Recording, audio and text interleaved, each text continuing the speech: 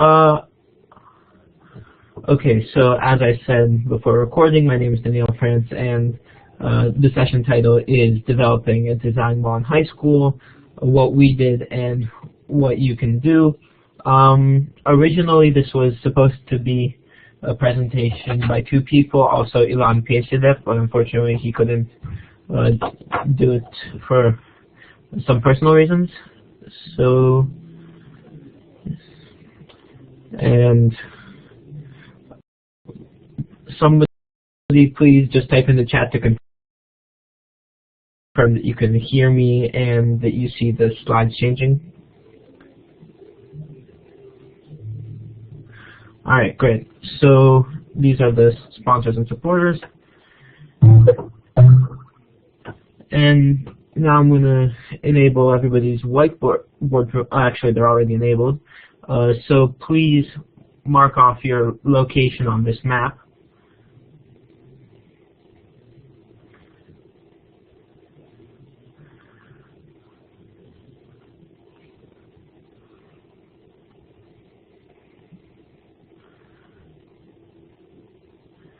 Okay, it looks like we have one on the east coast somewhere, one in Florida, one more to the west.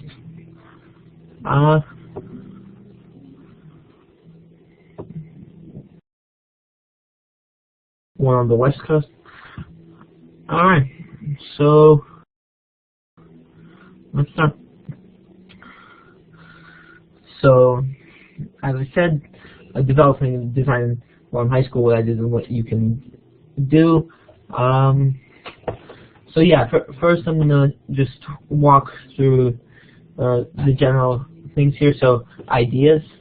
So every day, countless ideas are generated worldwide because everybody has ideas. It's in our nature. We think about things. We come up with ideas. On an evolutionary scale, we generate solutions to survive, or else we wouldn't be here today. Unfortunately, the majority of these are never brought to fruition.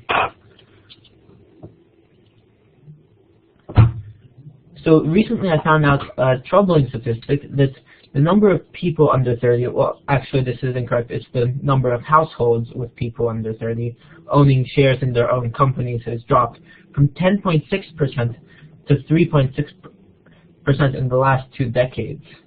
So we see ourselves as constantly innovating, and right now there's sort of this public impression that the younger generations are constantly coming up with new things and producing them, but this has actually decreased a lot for a variety of reasons.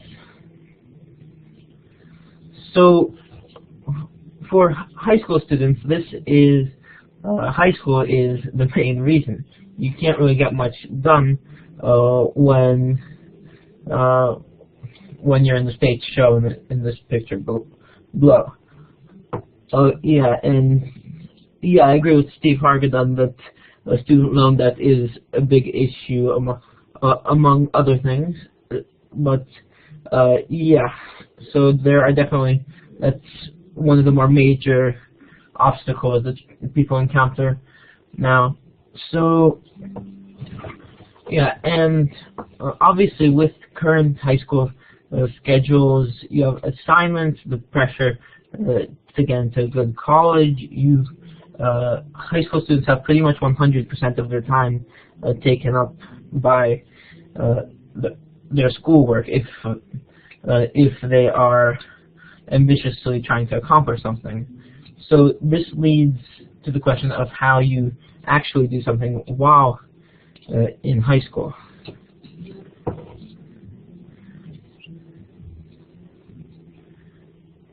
So I'm going to start off by using myself as an example here, just what I did.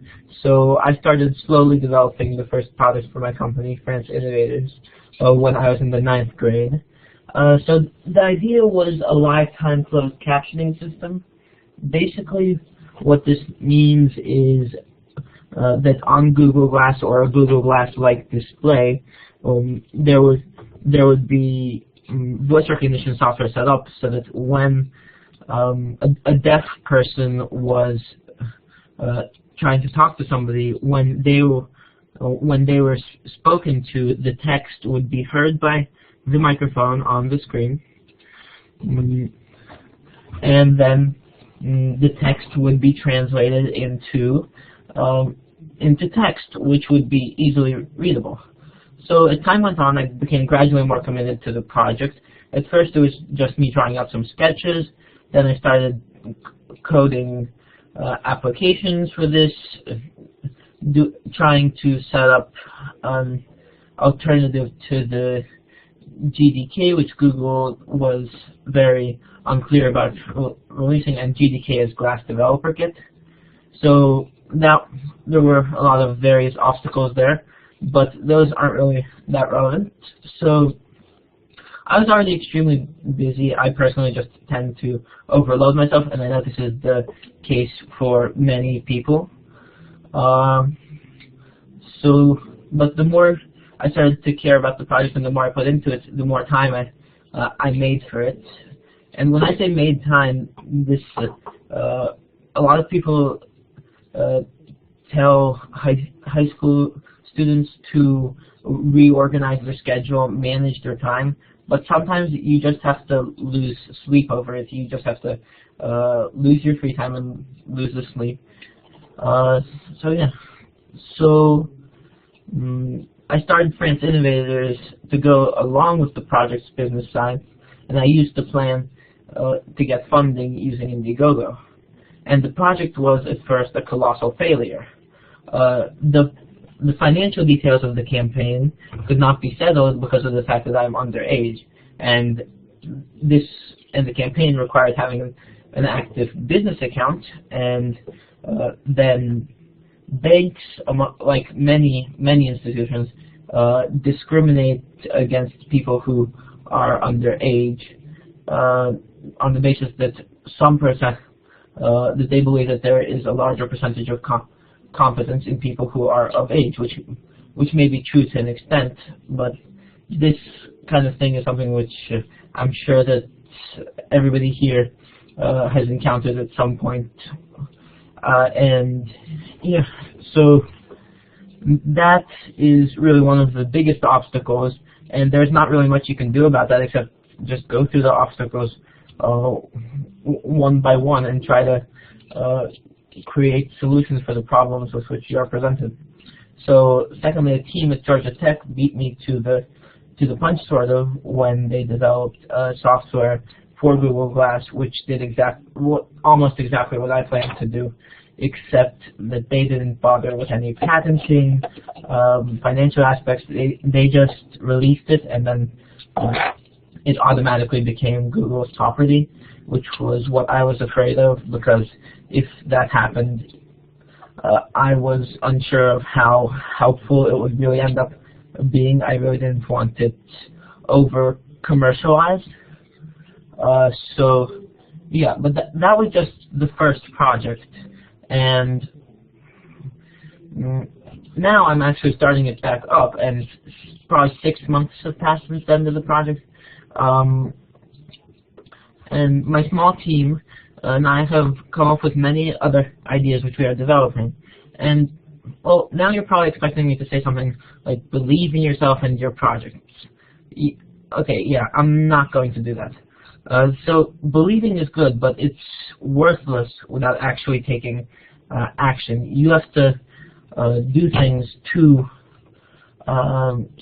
get where you are going.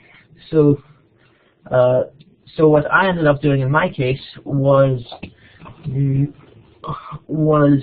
just going through with several people, probably hundreds of ideas that we thought would be cool to develop, and then picking out the few which we thought were the best or which we wanted to work on, and going with those.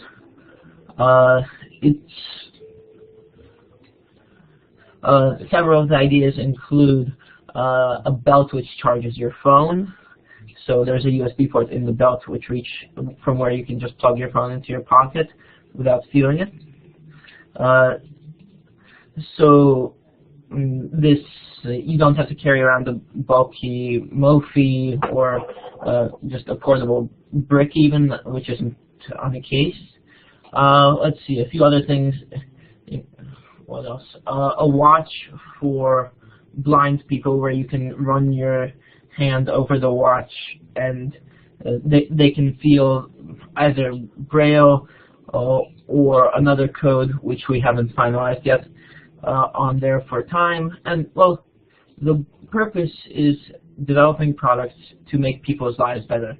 It doesn't matter if this could be something big, like letting them converse naturally through the lifetime closed captioning system, or something tiny, like making sure that they can see time a lot more easily by running their finger over the wrist. So where I am now in the process is I currently have the company still with a small 3D printing and design lab. We have about 5 projects in various stages of development, as well as an external contract and a partnership with another corporation. This took longer than it would have for many startups, and if you want to do something like this, it will take a lot longer for you. But the point is that we keep moving forward, even if it's in tiny chunks. I am gradually working on this, and that's what you're probably going to have to do if you wish to develop your own product or design. So, and then there's a good Martin Luther King quote here: if you can't fly, then run. If you can't run, then walk. If you can't walk, then crawl. But whatever you do, you have to keep moving forward. So that's pretty much perfectly embodies what I'm trying to say here. It's that no matter what your other commitments are, school-wise, extracurricular activity-wise, if you want to accomplish something with your proposed project, you have to keep moving forward with it. So what you should do, or what if you are starting from scratch. So it's unreasonable to expect that you will be able to fully operate as a business, charity, art studio, team, or whatever other venture while in high school. Be realistic, but put everything that you actually can into it. It's one thing to not draw attention away from your studies in school, but it's a totally other thing to sort of make excuses. You have to find the line where where you end up committing the amount of time and the amount of effort which is proportional to how important that is to you. So yeah, and sort of the real fact is that you will lose sleep, you will lose free time. It will require a lot of effort, and it's not going to be easy. But hopefully, if you care enough about your project, then it is going to be worth it. So on a resume, taking action looks great on a resume, but you have to care about what you're doing, or else you will either not be able to make the sacrifices needed, or make yourself miserable, or both. So time management is a big issue here, and they're not listed on this slide, but I will go over a few of the other issues. So like I said, you are going to have to sort of force through the sleep thing. You're going to have to give up time on your winter, summer, spring vacations, weekends, etc. And no amount of time management can create that. So I hate to go against what lots of teachers tell high school students, but the time management really, unless you're actually doing something really incorrectly managing your time, at some point it just doesn't work. So also at this point, I'd like to return to the issue of age discrimination, which is a big issue because people will they won't take you seriously while you're in high school. They just won't constantly. For example, I personally have people assuming that either my accomplishments came in some way from my parents, or that something else happened, or they just don't believe me or something. And this is a minor obstacle, really, when they don't believe you about something, or they doubt whether you're the one who actually accomplished whatever it is you have accomplished so far. But this really becomes an issue when it's somebody that you're trying to do business with, or that you need, or whose help you need, or from whom you need something, because then you sort of have to put your whole project on hold. Because for the past, I think, 2 months, like I mentioned earlier, I've been trying to deal with the fact that banks have corporate policies which don't let minors open business accounts. Other than this, everything's intact. There are prototypes ready. There are patents pending, and the project is ready to go live on Indiegogo. But it's this one fact and it's not actually that like I would need anything from them. It's just that they would not let me use their services just because I am under 18, which is a very so problems like this can really be the worst for a project. But with these, you sort of just have to keep trying to fix it. At this point, I probably tried 10, 20 different approaches to getting through it, and eventually you will somehow probably get around it. But yeah, so let's see. Unfortunately, this presentation was much shorter than I expected because, like I mentioned at the beginning, the person who was supposed to be doing it with me couldn't be here for personal reasons. So at this point, I guess I would like to open it up for any sort of questions, anything like that.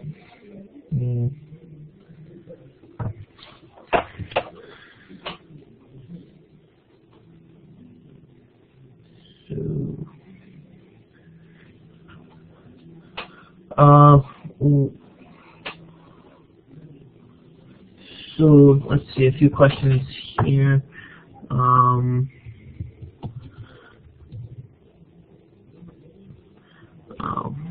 Sorry, one moment. Minor technical glitch. So I think. So what about programs like Junior Achievements, programs that are intended to cultivate entrepreneurship? So I think that these programs, they're okay, but I don't really think that they're very effective. I think that people have to go through the process themselves if they actually want to get somewhere. If you look at some of the greatest innovations throughout history, none of them, or almost none of those, as far as I've been able to see, have come from people who participated in such programs. The best that those programs sort of teach people to shoot for something instead of just going with projects and ideas that they care about on their own. I don't really think they're that necessary. If I could wave a magic wand and change high school, what would you do? Well, after I made it start at 12, I would probably, let's see, I'd probably make sure that high schools really really helped their students in their own personal projects. I feel like lots of high schools have started to be very grade-oriented,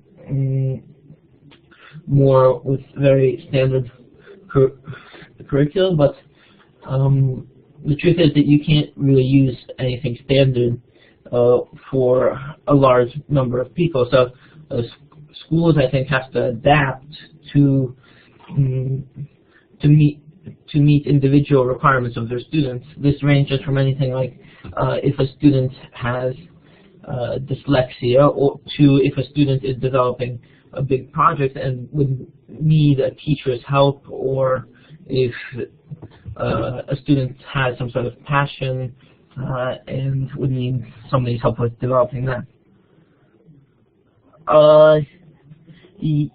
Let's see.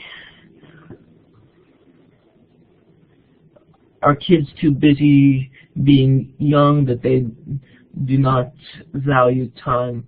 I'm not 100% sure what you mean by that.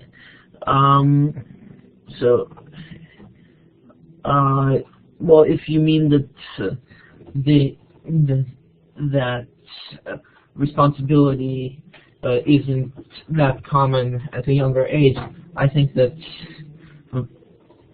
that is, first of all, very overstated by lots of people, that there is a large number of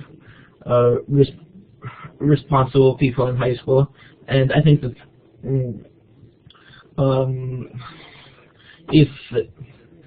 if they are actually trying to put as much time as they can towards their project or design, then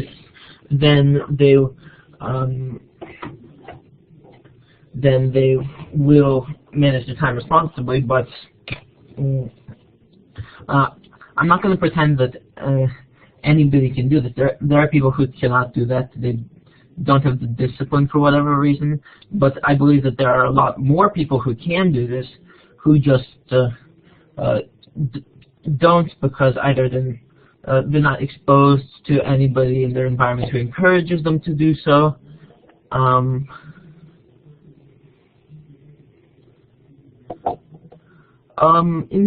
Let's see, so thinking more in terms of maturity versus motivation, in general, do your peers possess your value of time? Well, I feel like it's definitely a range of people, like in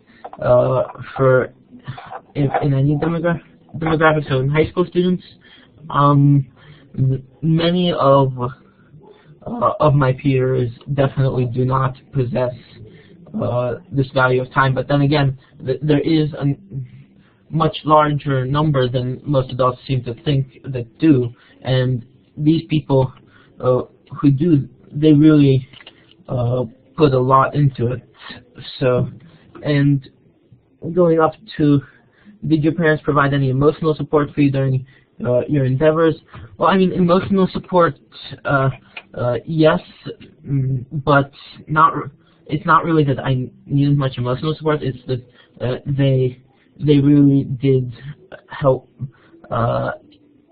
me with, for example, I constantly run ideas by them. They provided me more with practical support, with advice whenever I needed it, and yeah, so it's really a lot more practical support than emotional, just because I guess I've never really needed much emotional support.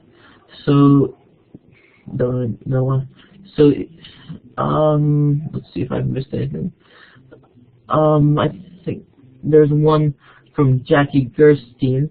What do you consider your greatest success? Well, I don't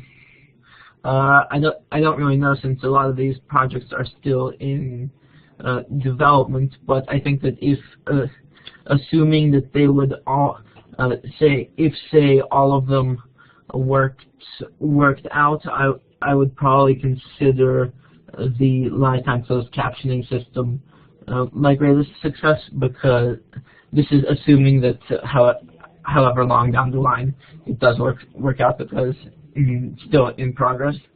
Because I feel like that would be the one which would change people's lives the most. Hope it does. Thank you, Jackie Gerstein. So, and I mean, I guess that whatever success you value the most really comes from what project you cared about the most, and I guess this is my most important project right now. So, any other questions?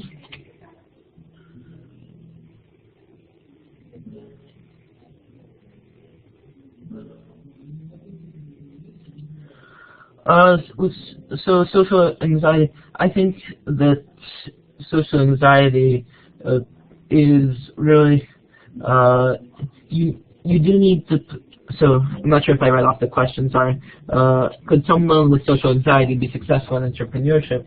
I mean, I think that definitely, yes, but it really does vary situation by situation. To be successful on a very large scale, you would need some social skill, but I think that social anxiety would not get in the way as long as that person was capable of functioning to an extent with the designs. And it's really there are a lot of things which it's just per chance. Maybe they work out, maybe they don't.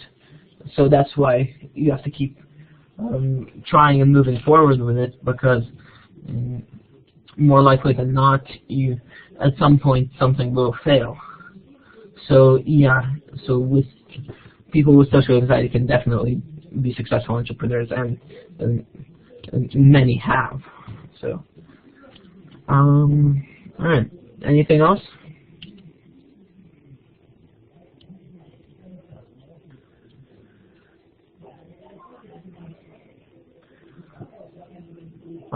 Okay. Well, I guess that's it then for this session. Thank you all for attending. Thank you for the in-chat clapping. Yeah, and looks like I missed the conclusion slide here by accident. So yeah, pretty much what I said.